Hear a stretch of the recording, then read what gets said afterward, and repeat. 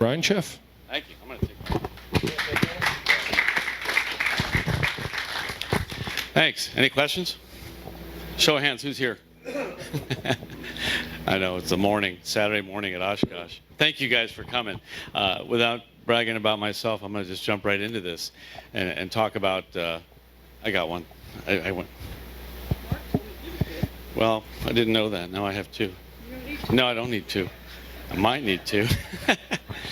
In any event, so why do we study accidents? Has anybody read this book? I mean, if you have not read this book, read this book. I've read it like 3 times already, and every time I read it, I get more out of it. And I don't believe in death by PowerPoint, but I'm going to put one slide up from one of my favorite paragraphs in this book. So you can read along, or you can just listen, because I'm going to read it. An airplane crashes, and there is a most thorough investigation. Experts analyze every particle, every torn remnant of the machine and what is left of those within it. Every pertinent device of science is employed in reconstructing the incident and searching for the cause. Sometimes the investigators wait for weeks, sometimes a year, until the weather is exactly the same as it was during the crash. They fly exactly the same route in exactly the same kind of airplane.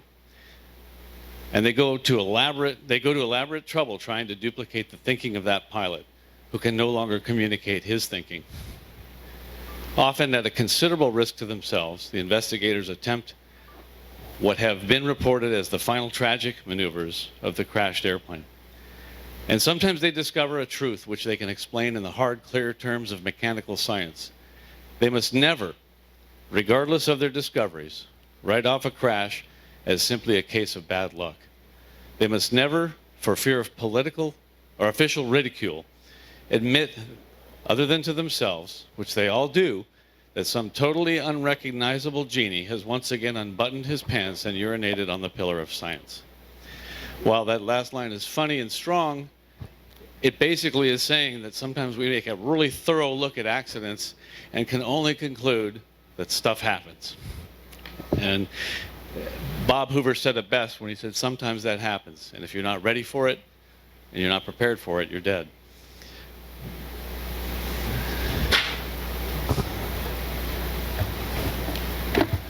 Next. So today I'm just going to tell you why we study accidents, how to study accidents, and then maybe if we have time we'll review a couple accidents. But I'm not going to review accident. We're not going to get into great detail. I'm not going to look at one and analyze it. I've done hundreds of these. I do a lot of expert witness consulting, looking into investigating an accident and rendering an opinion as to what I think happened in litigation that results from accidents. So while humbling and somber, sometimes I learn a lot. I think I've become better for it, for looking at what happened. I'm like, wow, that could have happened to me. One day I had a friend come to my door, hadn't seen him in a while, and he had a medicine bag attached to his belt that automatically delivered chemotherapy medicine to him. And so he told me he had colon cancer, was surviving it and battling it with this medicine and off work. And the first question out of my mind was, how did you know you had it? And why did I ask that? You know, yeah, how you doing and all that, but I wanted to know how he knew. What was the first sign? Why did I want to know that? Because I don't want it to happen to me. And I want to be able to prevent it if it should come knocking on my door. So what did you see? What were the signs? Turns out he told me some symptoms that I was actually having. And so I told my doctor about these symptoms. He said, yeah, we ought to do a colonoscopy. And so we did, and we found polyps, and they were precancerous. They took them out, no big deal, nothing. Cut it early. But had I waited until the requisite age to start getting colonoscopies, I was like 42 years old at the time. That was like 2 years ago. Then it might have been too late. So I learned from the mistakes, or from the encounters of others, not necessarily the mistakes, but the things that happened and the unfortunate things that happened to other people. We want to learn what happened to other people so that we can better ourselves or prevent it from happening to ourselves. As far as looking at accidents, if I were to tell you there was a Bonanza that lost its engine and made a turn back to the airport and crashed shy of the runway, and this has happened, we'd all be critical. right off the bat. We'd assume some things. We'd think, wow, you shouldn't be turning back, you should go straight. This happened out in an area where there's just nothing but flat land. Why would you turn back and go to the airport? And you'd be judgmental about it. And let's say afterwards I said, okay, well, he was at 3,000 feet when he turned back. That changed things a little bit. You might think, when I first said it, you might have been thinking, oh, it was right after takeoff and he was down low. He was at 3,000 feet. Okay, maybe a turn back. So maybe we don't call it a turn back, we call it turning around and flying back to the airport. But what if I told you he was level at 3,000 feet for about 15 miles? Tried to make it back to the airport and crashed shy of the airport in a big old field. So the more you learn about the details, the more you're going to cast a different judgment on an accident, what happened, and what you can glean from it.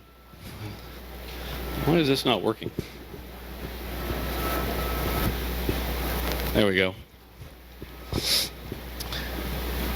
So I'm going to forgive me for doing a little bit of reading because I can't repeat it better than I wrote it myself, but an accident is constantly knocking on our door of every flight. It's always lurking after us, and we're incessantly bombarded by threats. Some big, some small, some obvious and some insidious, and we're constantly beating them down like we're playing a game of whack-a-mole.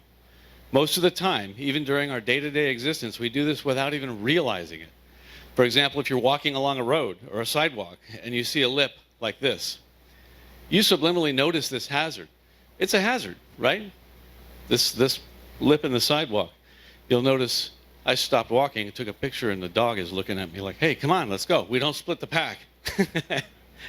And so an experienced human will subliminally see it and mitigate the threat by lifting their foot maybe just a little bit higher. Inexperienced humans, young children or somebody texting while they're walking, might trip over it. So benign threats like this are constantly coming at us. When flying an airplane, experienced pilots pay attention and maintain situational awareness, keeping these threats benign. Flying a final approach course is not as simple as pointing the airplane at the runway and letting go, like you're throwing a dart at a bullseye at a target. So flying is a constant series of control inputs and corrections. The corrections made by brand new pilots and new drivers of cars are extreme and noticeable and sometimes divergent. The flight control inputs made by an experienced pilot are often imperceivable, and sometimes they make it look like they're doing nothing. In fact, they're constantly making a series of small corrections. So shooing away hazards is a talent that is refined with experience. Experienced pilots make flying look easy. But no matter how imperceivably pilots who are of experience are playing a game of whack-a-mole with the hazards coming at them. If fighting off these hazards seems like a lot of work to you, then you're probably missing the mole. You might even be creating hazards of your own.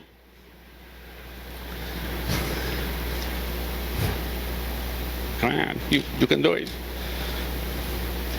We fear the threats that are not apparent, the ones to which other pilots have fallen prey. That is why we study accidents, the ones of other pilots, so that we may learn to recognize the threat or the mole when it comes knocking on our own flight's door. So, how to study accidents. And I'm not going to, like I said, we're not going to get into researching a certain accident. I do have a couple if we get to the end and have some extra time. But it's more of a, I'm going to, give a man to fish. He can eat one meal. Teach a man to fish, he can eat for a lifetime. So, in this case, I'd like to teach you to look at all accidents.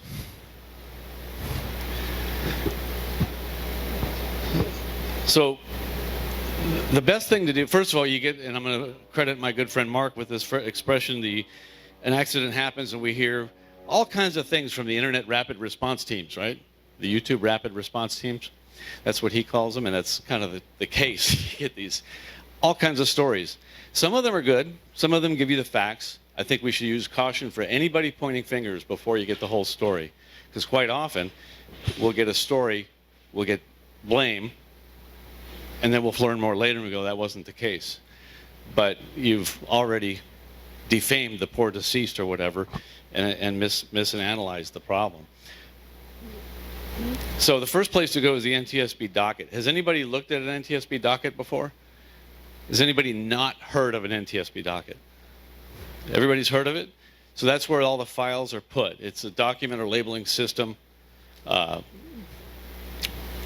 listing the contents of a package or whatever. But the NTSB docket is a place where they put all the evidence, all the reports, all the witness statements, the ATC information, the accident report, the factual report. Everything is in there. And I just want to show you an example of one on the NTSB website. If you want to take a scan of this, you'll see it. I'm going to go ahead and go to it in a second, and then I'll show this again in a second. But I'm hoping we can do internet here. Looks like it's working. And if you've not been to it, I'll put it back up. So this is the NTSB accident database and synopsis. You can go here with that link that I provided, or just search NTSB docket search. It should take you here as well. But you've got accident start date and an end date. If you just know a range, you can put a whole month. You put the aircraft category, the category, amateur, make, model, registration, when it happened, where it happened. You can put all of this in there. If you happen to have the accident number, oftentimes you'll see that in other articles or other websites. If you see it, you can put it right in here and go search. And so that's just the search page, which is very handy. Even airport code. You can search by weather conditions. Show me all the accidents that happened when it was, IFR or below 3 miles visibility, so on and so forth. Or by phase of flight. All the accidents that happen taxiing or during takeoff, you can do that as well. And if you don't know a specific accident, you can just go look at, generically search for accidents that happen like that. There's the link. I'll just leave it up for a second. So in that, once you find it, you'll see a search result, you'll see a list of accidents, and I'm going to show you that. I'm going to have another link to an actual docket that we can take a look at.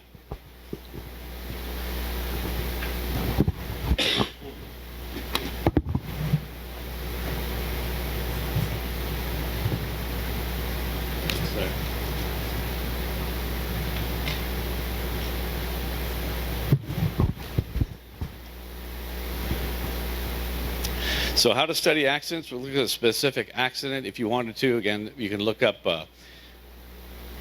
also another place you can look, I'm going to get back to that, but first of all, there's the Aviation Safety Network. Anybody seen that? You see a link to that in a lot of places. There's a link to that. You can just scan this and open up different pages in your browser if you want, look at them later.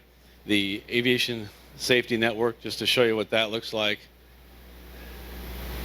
is right here, and you'll see all kinds of accidents. You can go back, you can look at the full database, and you can search. You're generally going to see airline or big accidents, and until you go to what they call the wiki base. The wiki base is a smaller aircraft. You can search for all accidents by type. You can look by date.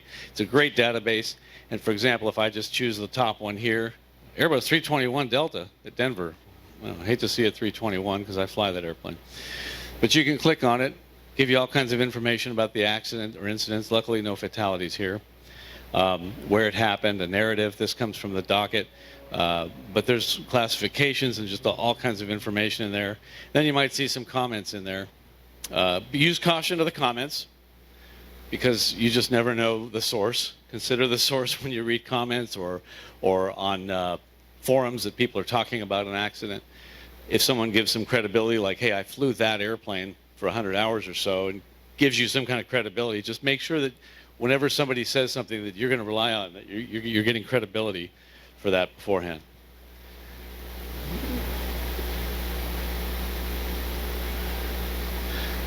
Another great place to study accidents is the AOPA Air Safety Foundation publishes these accident case studies. And on this one, if you take a look at that, whoops, let me get back to it. And again, I'll put the link back up again. And I'm happy to do these or put them up anytime after the presentation if you want to come back to them. But if we click on this one,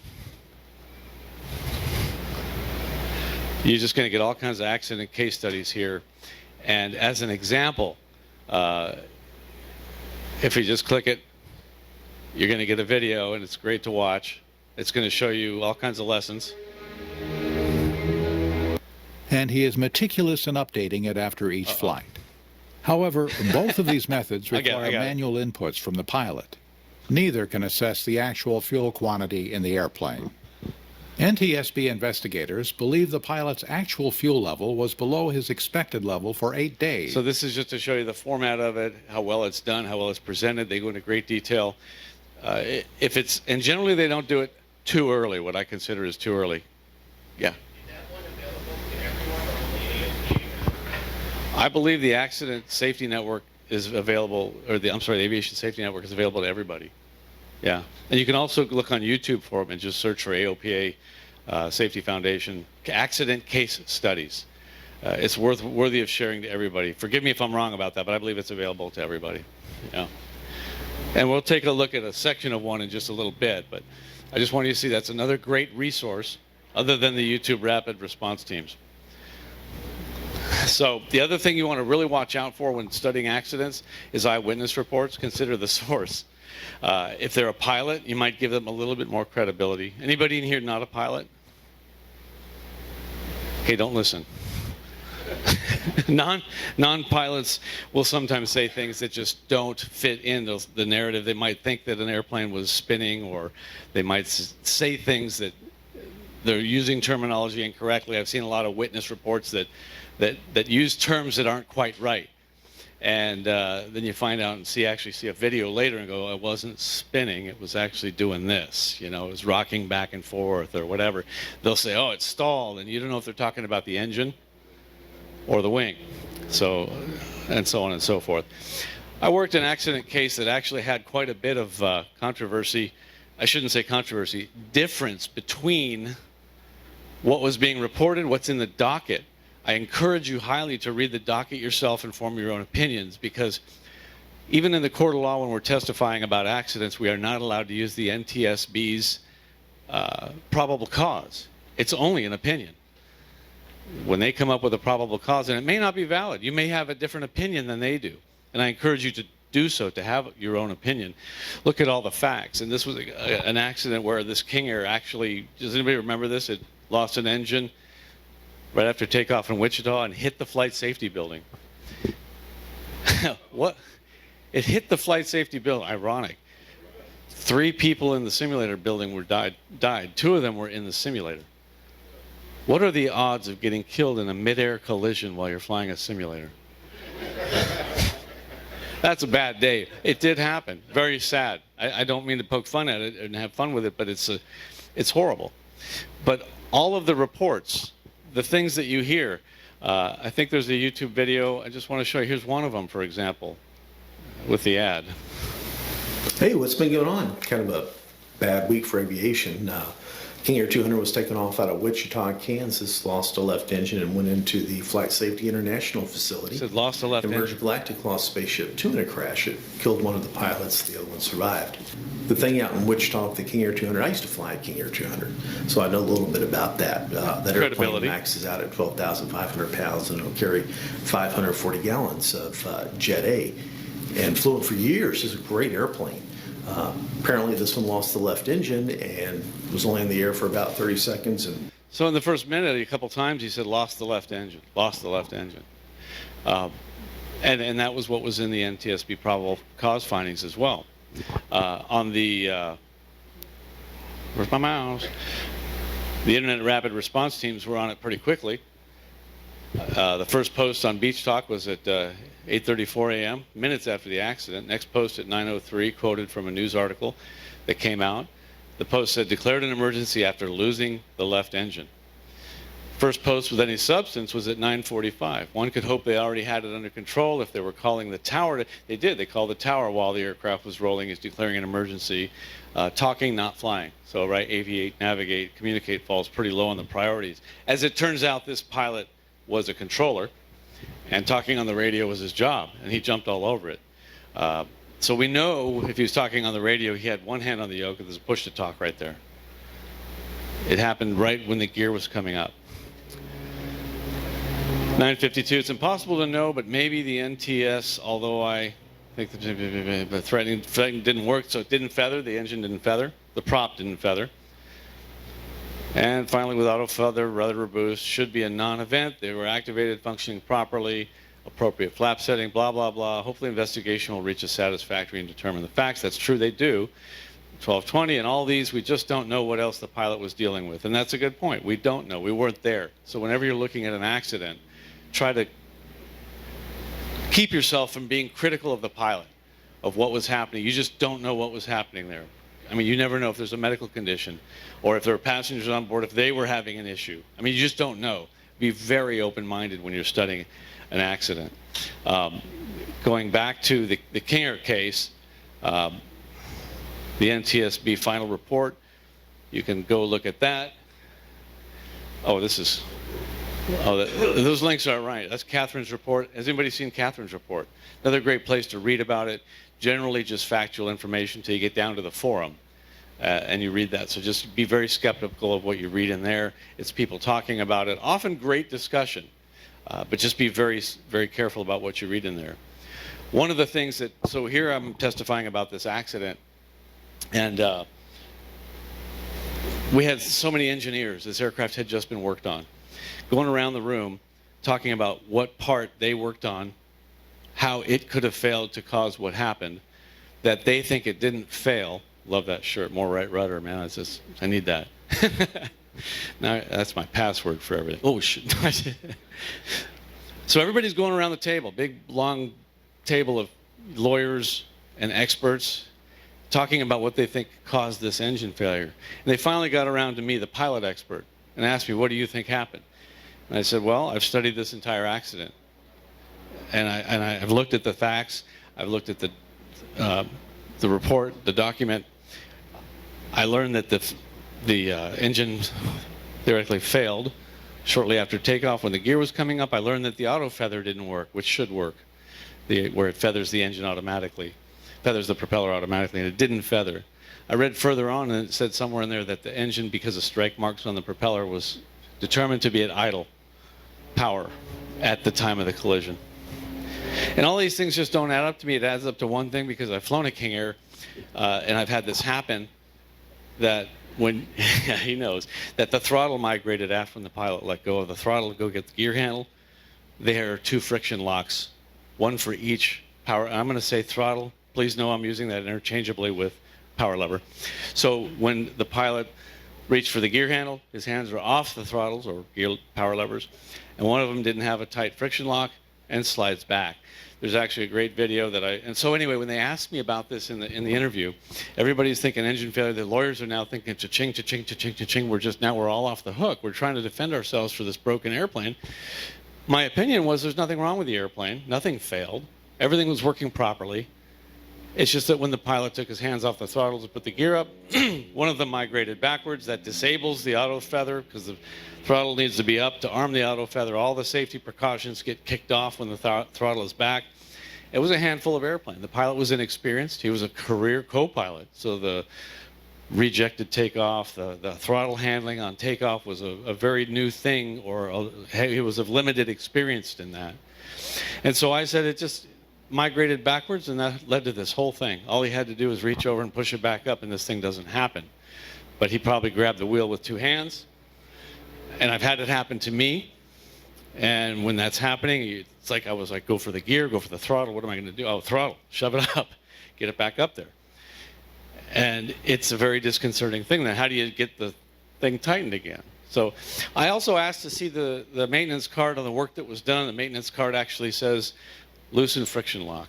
I don't know anything about maintenance. I'm not a mechanic, but I looked through the steps that had to be done to perform the work that was done. And one of them is loosen friction lock all the way. That's so that they can get to the spring. There's a spring that actually pulls that throttle back. I'm just going to show you this video, power migration of a King Air throttle. Forget the ad. Here we go.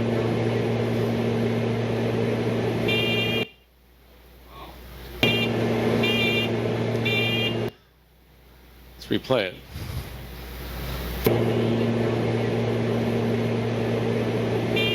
See him when he loosened the friction lock?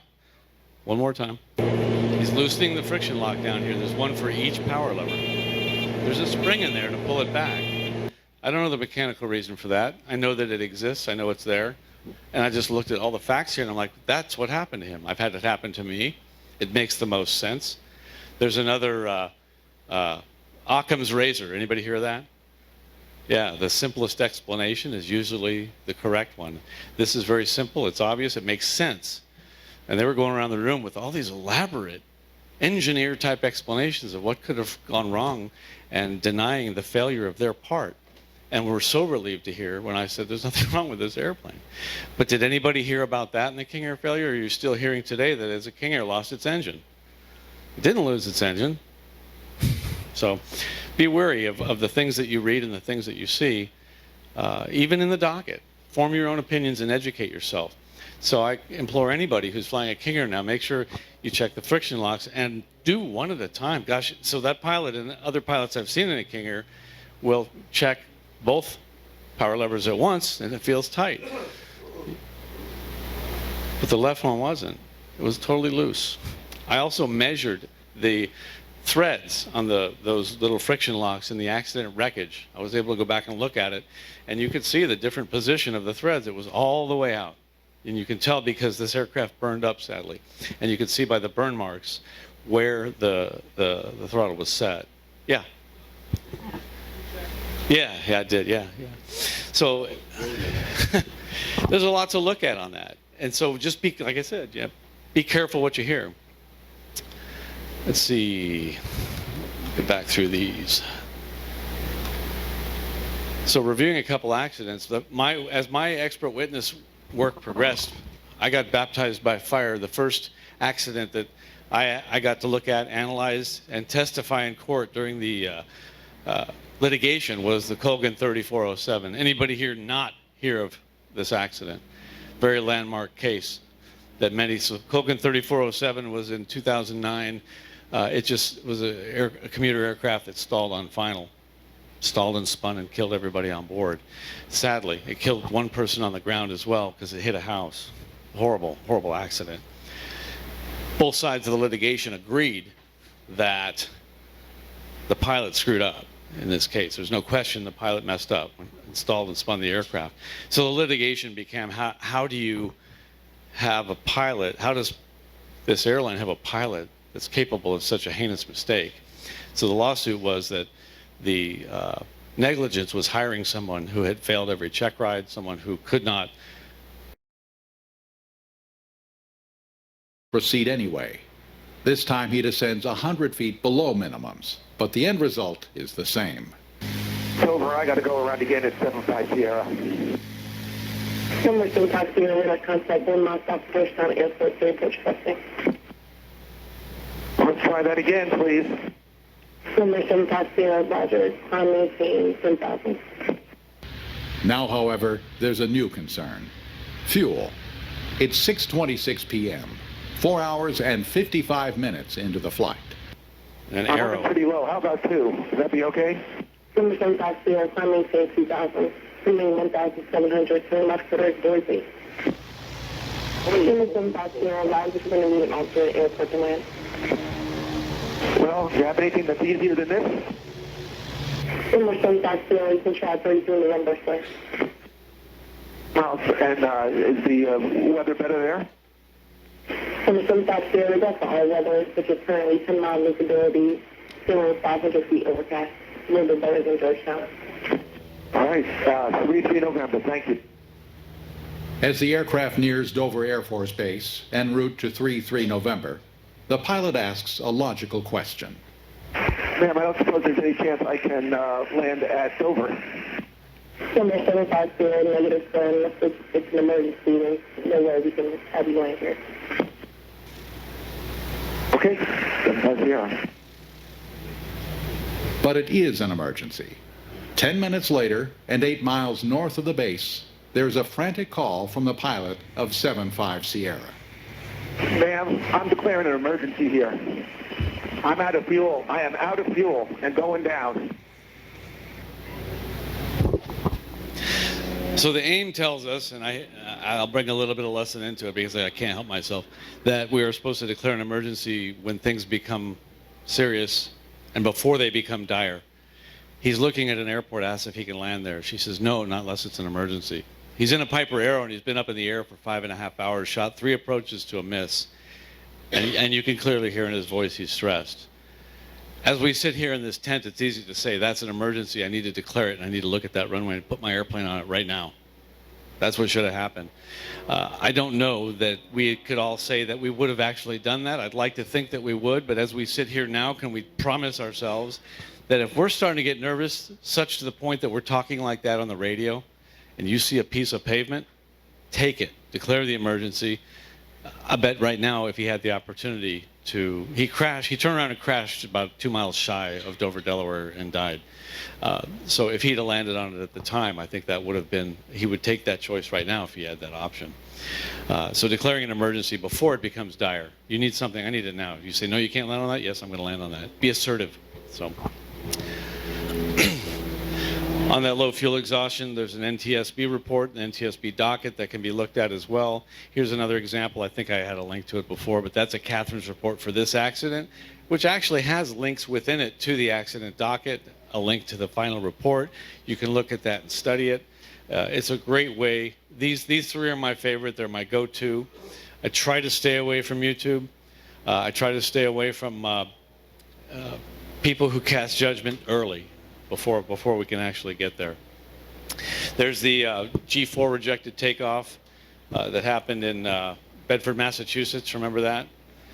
The flight controls were lock was left in, and they got to the point where they couldn't rotate the aircraft. And all it took, and I think there was another recent accident of a very well-known, experienced pilot who was in a hurry and went off without checking the flight controls. I can't think of a flight, and maybe I've done one, but I can't think of one where I've ever taken off without moving the flight controls through their full range of motion. And if you get nothing else out of today, please do that before every takeoff. It's so easy, and it costs nothing.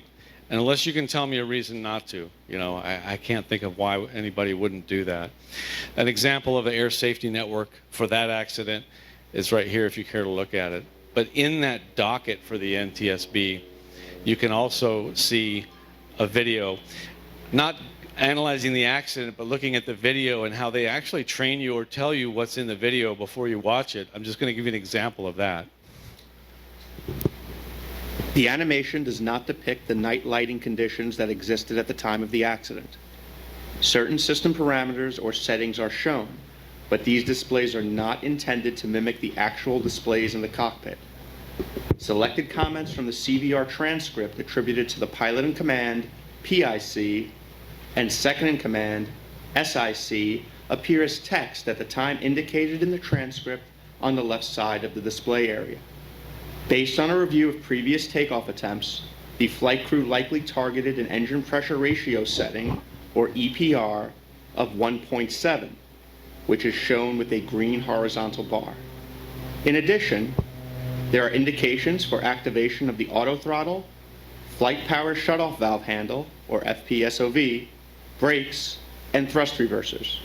The animation is first shown at 1/3 speed and then plays again at actual speed. The animation begins as the airplane turns from the taxiway onto the runway. So it explains what you're looking at and all that. I just want to give you an example of the video. Then it goes through the whole thing, and you look at this yourself, and you're going to see red flag number 1, red flag number 2, red flag number 3. All these things were ignored, all in the interest of the external pressure that we got to get this thing going because the passenger wants to get there.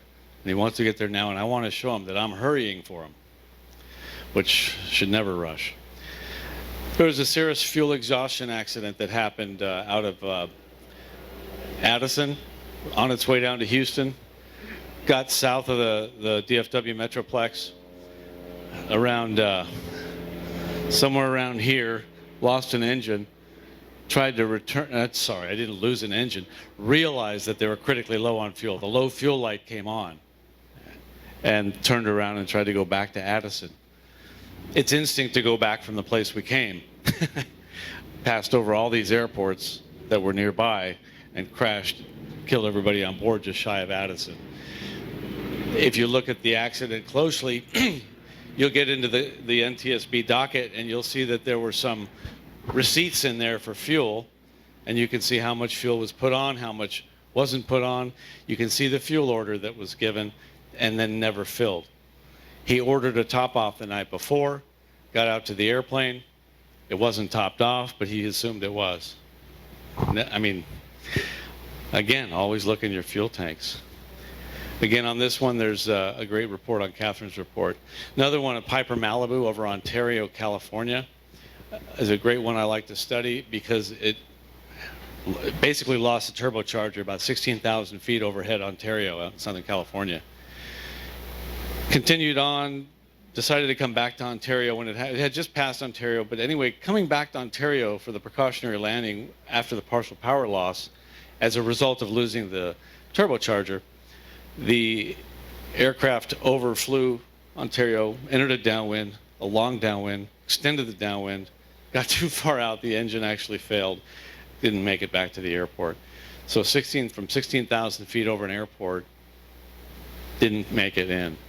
Spiral, yeah, don't get far from the airport. But you look at this accident docket and you can see a lot about that as well. Not sure what this is. I had a bunch of them in here. Oh, there's Ontario. That was anyway. So the takeaways from looking at accidents, having looked at hundreds of accidents, I have the top 3 common denominators here, but there's actually only 2 in here. So the 3 was a typo. I could go up to 10. I could go more. The top 2 that if you could eliminate these two things that are common denominators in these accidents, I think you will decrease your odds of getting into an accident by about 90-something%, if not eliminate altogether. But the first one is rushing to comply. And I just have to implore with you that slow down. There's never a reason to rush. Never a reason to comply. To rush to comply with ATC needs you to do something without delay. Unable, can't rush. Sorry, I don't rush. Just wait. Clear for immediate takeoff. Unable should be the first thing out of your mouth. You're going to miss something. There are 2 speeds: slow and screw up. And a friend of mine said this one, which I like: slow is smooth, and smooth is fast, which I like. So rushing to comply, we make mistakes. So we have 2 speeds: slow and screw up. Choose the first one. The other one is going outside the envelope. And by the envelope, I mean all of the things that confine us, the rules under which we fly.